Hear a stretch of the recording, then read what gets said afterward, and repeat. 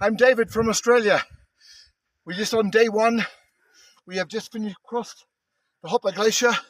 I must admit it was quite an experience, a bit harder than I thought. But the men are looking after me very well. My guide, Mohammed, and his friends. So far so good. Do we have to climb here Yeah. this afternoon? Yeah. No. It's go straight.